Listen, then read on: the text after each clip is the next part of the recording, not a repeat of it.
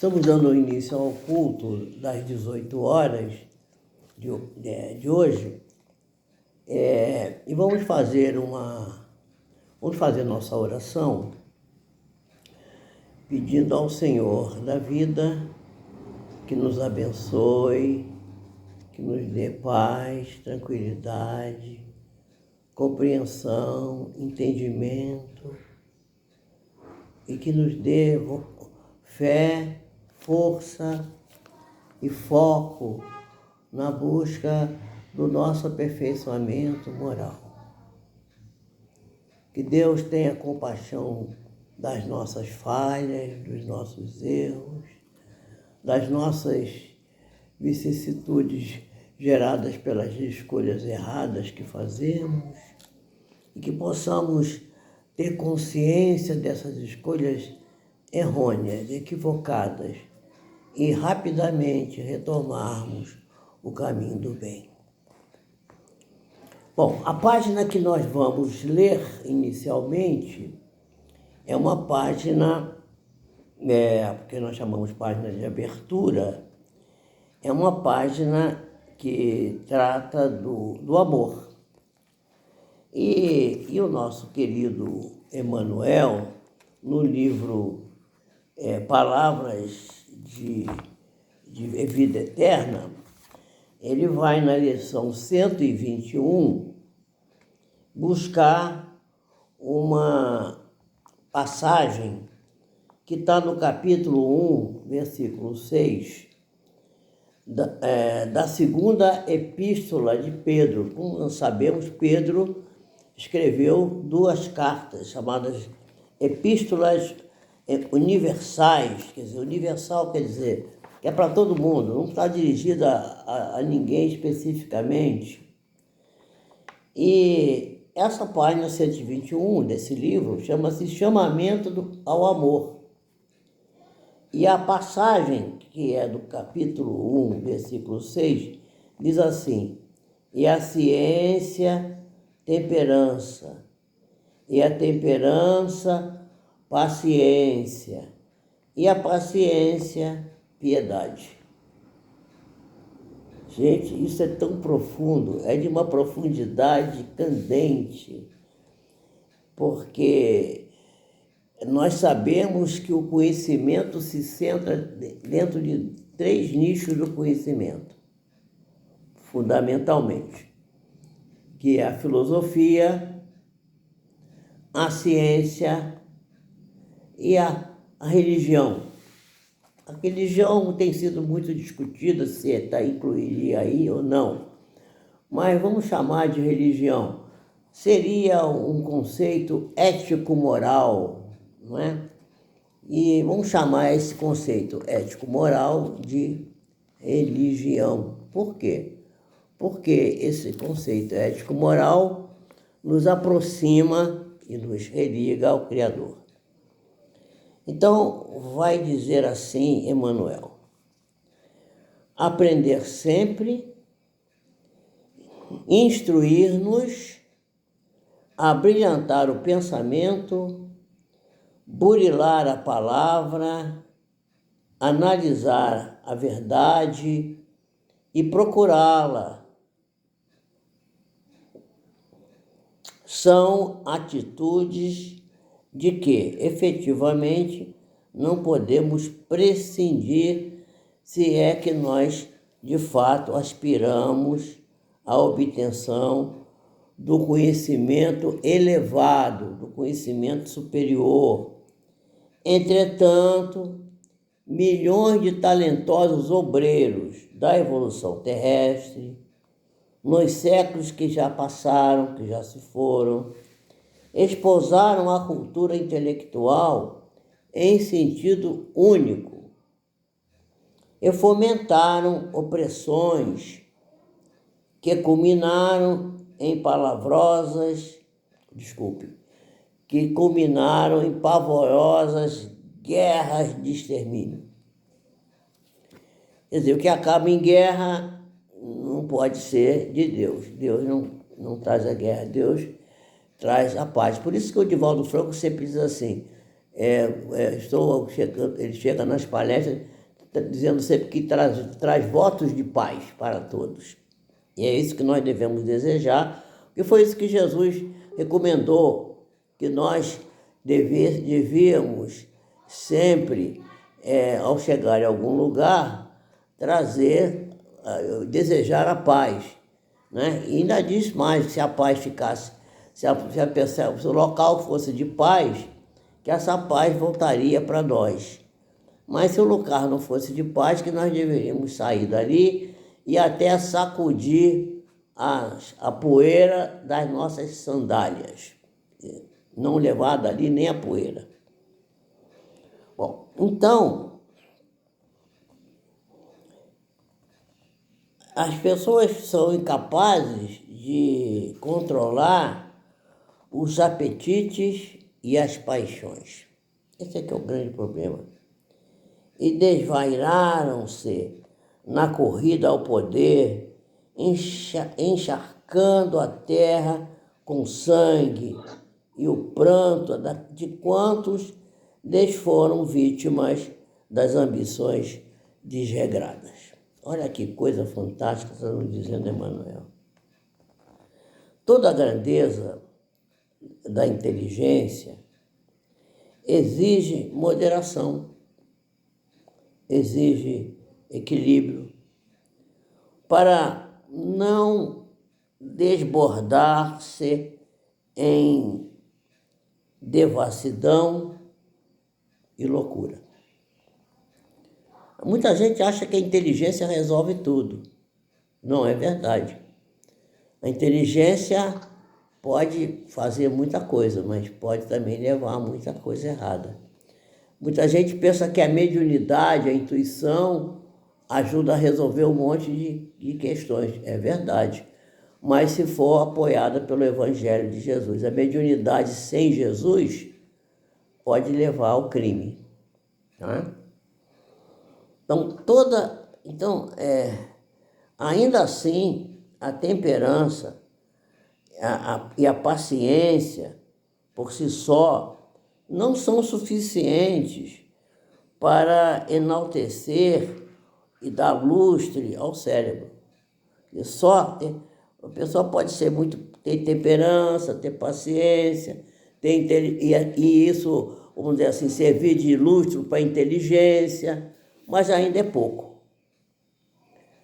A própria diplomacia, aliás, sempre muito venerável, embora resida nos cimos da suavidade e da tolerância, pelos gestos de sobriedade e cortesia com que se manifesta, em muitos casos não é senão a arte de contemporizar com o rancor existente entre as nações, segurando calma o estopim do ódio e da beligerância para a respectiva explosão, na época que julga oportuna e calamitosas conflagrações.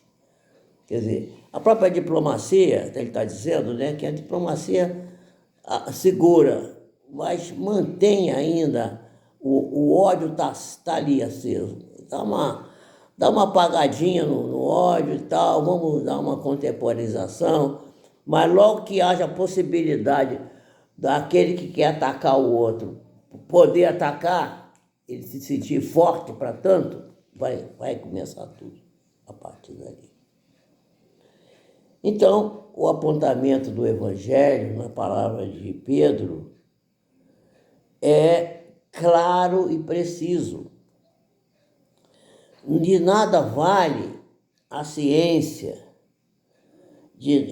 sem temperança. E toda temperança pede paciência para ser proveitosa. Mas para que esse trio, né? Qual é o trio? Paciência, temperança e ciência. Para que isso funcione, para que esse trio de forças se levante no campo da alma, descerrando-lhe o suspirado acesso aos mundos superiores, é necessário que o amor esteja presente. Porque sem amor, nada pode vigir. E por isso que o grande ensinamento de Jesus é o que vos ameis uns aos outros, como eu vos amei, né? Amar ao próximo como a ti mesmo, que foi o grande ensinamento do Evangelho. Então,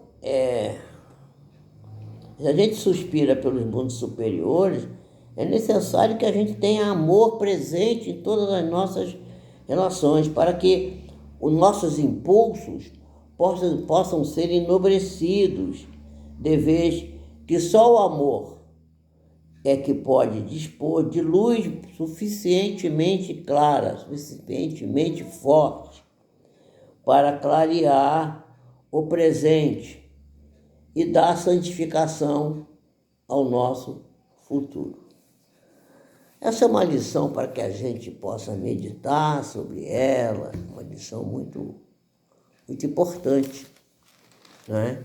E hoje de manhã nós fizemos porque eu deixei de fazer o culto de manhã para fazer às 18 horas, para reunir o maior número de companheiros aqui na casa, mas parece que 18 horas é pior, porque os que não vinham passaram a não vir, e os que vinham não vieram mais. Eu estou praticamente agora fazendo sozinho.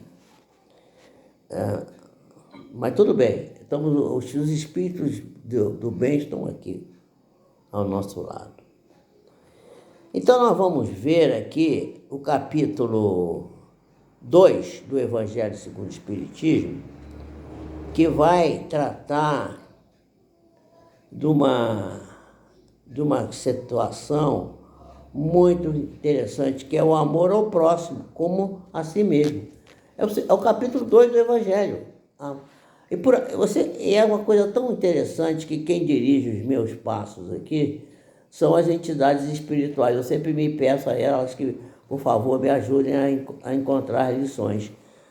Aí, o que aconteceu? Eu abri essa lição ali que estava marcada nesse livro que eu acabei de ler, e quando eu abri o Evangelho, onde que caiu? Caiu do capítulo 2, no item 9, que é uma lição de Fénelon, que trata de quê? Do amor. Aliás, o item 8, que é do Espírito Lázaro, é a lei do amor. Quando ele leciona para nós que no princípio nós temos instintos, depois, mais avançados, temos sensações, e só mais adiante é que nós vamos ter sentimentos. E os sentimentos são gerados, principalmente, tem no amor a sua fonte principal, o sentimento. E ele abre esse item, o item 8, que é anterior a esse que eu vou ler agora, ele abre dizendo que a doutrina de Jesus inteira é um hino de amor, né?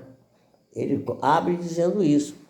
Então vamos ver o que diz Fénelon com respeito ao amor. E aí começa logo assim, ó. Vocês veem que tem tudo a ver com aquilo que eu li agora, porque se precisa do amor para regular todas as nossas ações, não é? Principalmente na nossa capacidade intelectual, nossa capacidade de sentir, de ter compaixão, de ter calma, de ter tolerância, de ter entendimento. Tudo isso é muito bom, mas tem que estar permeado pelo amor, sem o que não vai funcionar. Então, Fénelon começa dizendo assim: o amor é de essência divina. Ó. E desde o primeiro até o último, possuís no fundo do coração a chama desse fogo sagrado. É um fato, né? É um fato que pudestes constatar muitas vezes o homem mais abjeto, o homem mais vil, o mais criminoso, tem por um ser ou por um objeto qualquer uma afeição viva e ardente, à prova de tudo, que tendesse a diminuí-la e atingindo frequentemente proporções sublimes.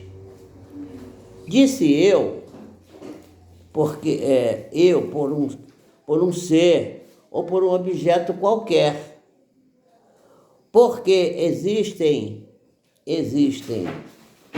entre vós indivíduos que dispensam tesouros de amor dos quais seus corações estão transbordando sobre animais, sobre plantas e mesmo sobre objetos materiais, espécies de pessoas misantrópicas ou misantropos, né? Misantropo é um nome usado para aquela pessoa que não gosta muito do ser humano, gosta do animal, gosta das plantas e tal, mas chegou um ser humano assim, essa gente é chata, não gosta, é misantropia isso, né? Tá certo, senhor sociólogo, tá certo? Acho que sim, acho que é por aí. É misantropia. Então, essas pessoas com essa misantropia elas vivem se queixando da humanidade em geral e resistindo contra a tendência natural da sua alma, que procura ao seu redor a afeição e a simpatia. Essas criaturas, elas rebaixam a lei do amor ao estado do instinto. Quer dizer, o instinto rebaixado, aliás, o amor rebaixado ao instinto pode ser qualquer coisa, mas não é o amor verdadeiro, porque o amor verdadeiro ele tem que estar no grau mais para cima, no grau do sentimento. Mas qualquer coisa que façam, não saberão sufocar os germes vivais que Deus depositou nos seus corações. O que ele está dizendo? Que o amor está como que uma semente depositada no coração de todos nós. Quando fomos criados, esse germe foi colocado ali e se desenvolve e engrandece com a moralidade e com a inteligência, e ainda que comprimido pelo egoísmo, é a fonte de santas e doces virtudes que fazem com que as afeições sinceras sejam duráveis, e vos ajudam a transpor a rota escarpada e árida da existência humana. Quer dizer, o amor adocica a vida para que a vida possa ser vivida com mais suavidade. Algumas pessoas a quem a prova da reencarnação repugna, no sentido de que outras pessoas iriam participar das suas afetuosas simpatias, nos quais são ciosas, quer dizer, são pessoas que, não quero que ninguém seja mais amoroso com meu filho do que eu sou. Lê do engano, às vezes parece uma pessoa que é mais afetuosa com aquela criatura que você ama do que você próprio. Pobres irmãos, diz aqui o nosso querido Fénelon, é a vossa afeição que vos torna egoístas. O vosso amor está restrito a um círculo íntimo de parentes ou de amigos, e todos os outros vos são indiferentes. Pois bem, para praticar a lei do amor, tal como Deus a entende, é preciso que chegueis progressivamente a amar a todos os vossos irmãos indistintamente, mesmo quando a gente não gosta. Pois aqueles que a gente não gosta, que a gente repudia, esse é que a gente tem que procurar amar mais profundamente, porque esse é que é o desafio. A tarefa não é fácil e será longa e difícil, mas você cumprirá, porque Deus assim o quer. E a lei do amor, que é o primeiro e o mais importante preceito da nova doutrina que vós professais.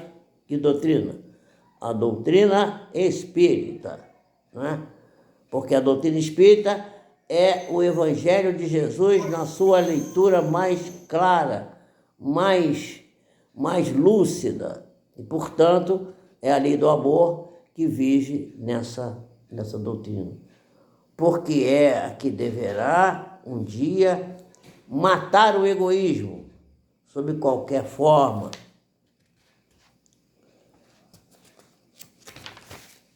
Que ele tenha de se apresentar. Porque, meus amigos, além do egoísmo pessoal, há ainda o egoísmo de família, o egoísmo de casta, o egoísmo de nacionalidade. E Jesus disse: amai ao vosso próximo como a vós mesmo. Ora, qual é o limite do próximo? É a família? É a seita? É a nação? Não, nada disso. O limite é toda a humanidade inteira. Porque nos mundos superiores é o amor recíproco que harmoniza e dirige os espíritos avançados que os habitam. E o vosso planeta está destinado a um progresso próximo pela sua transformação social. Aí, Léo, transformação social. E que vai ser praticada pelos seus habitantes, esta lei sublime, reflexo da própria divindade. Olha que coisa maravilhosa. Os efeitos da lei do amor são o aperfeiçoamento moral da raça humana e a felicidade durante a vida terrestre. Os mais rebeldes, os mais viciosos, deverão se reformar quando virem os benefícios que foram produzidos por essa prática. Não façais aos outros aquilo que não quereríeis que vos fosse feito, mas fazei-lhes ao contrário todo o bem que está em vosso poder fazer-lhes. Não creiais, meus amigos, na esterilidade e no endurecimento do coração humano. Isso não existe.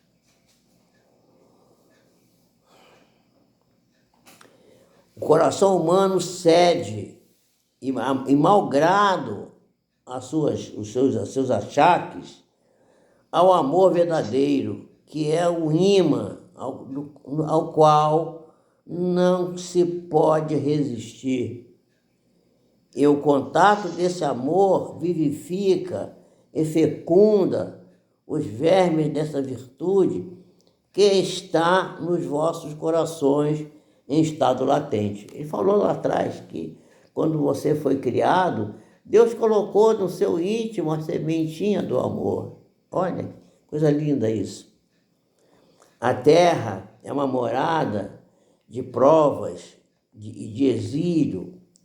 Quando isso ocorrer, então, ela será purificada por esse fogo sagrado. Por isso que Jesus fala que há vários batismos. Há o batismo da água, que é esse que praticam por aí. Há o batismo espiritual e há o batismo do fogo. Né? Batismo do fogo. E a criatura verá praticar. Isso não está escrito aqui não, tá? Eu que falei aqui. Estou enxertando aqui umas coisinhas. Porque está escrito em outros locais que falam sobre isso. E verá praticar a caridade, a humildade, a paciência, o devotamento, a abnegação, se dedicar a fazer as coisas para o outro. Quer que eu faça isso para você? Eu faço para você, vou lá.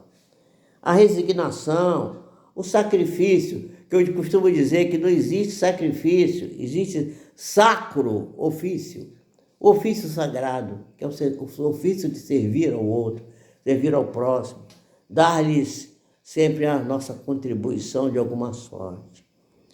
Virtudes, todas essas virtudes, o sacrifício, a resignação, a paciência, o devotamento, a abnegação, todas essas virtudes são filhas de quem?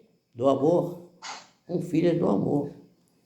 Não vos canseis, portanto, pois de ouvir as palavras de João Evangelista. Vós o sabeste quando a enfermidade e a velhice suspenderam o curso das suas pregações. Ele estava muito velhinho, com 90 e tantos anos, já não conseguia mais quase falar. Ele repetia apenas essas doces palavras: meus filhinhos, amai-vos uns aos outros.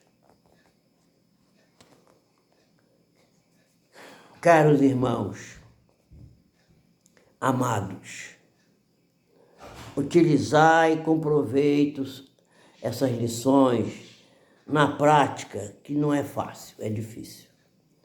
Mas a alma delas retira um bem imenso, crede-me. Fazei o sublime esforço que vos peço. Amai-vos uns aos outros e vereis bem cedo a terra transformada e tornar-se ela então um Eliseu, Campos Elíseo, né? Campo Elíseo é aquele campo o Eliseu, né? Onde há a felicidade suprema, onde as almas dos justos virão gozar o descanso.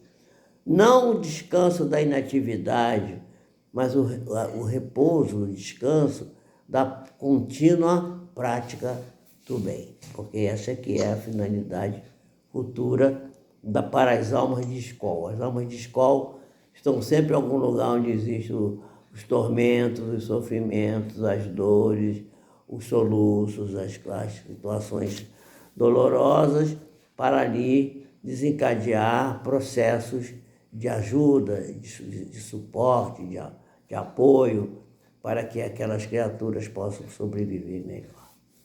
Então aí está, meus queridos amigos, né?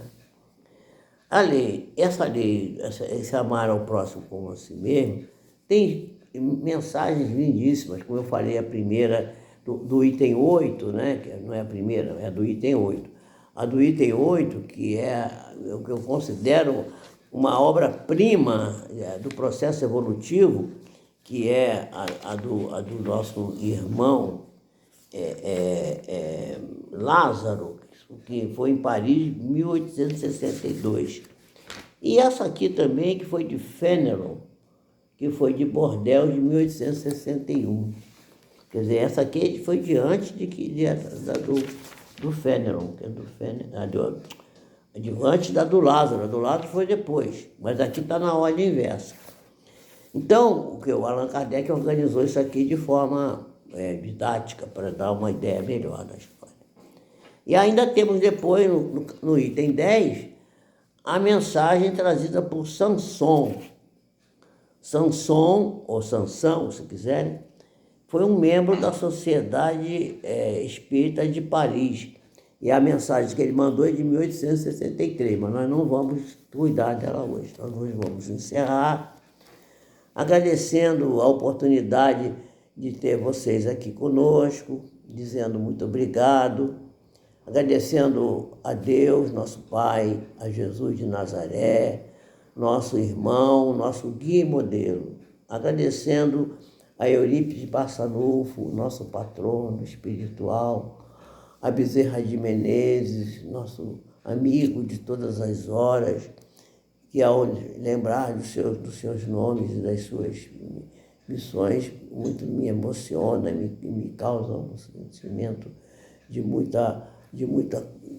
carinho, de muito sentimento amoroso, porque me sinto completamente amparado e protegido por essas entidades formosas, amigas, que sempre não estão ao nosso lado. Então agradecemos a todos, principalmente a Deus, nosso Pai, a oportunidade de estarmos aqui nesse culto das 18 horas, trazendo essas lições e desejando que vocês tenham um copinho de água próximo de vocês, como nós temos aqui, para depois ingerir essa água que vai servir de medicamento para aquelas situações patológicas que até desconhecemos, que não sabemos que elas estão em curso no nosso corpo espiritual.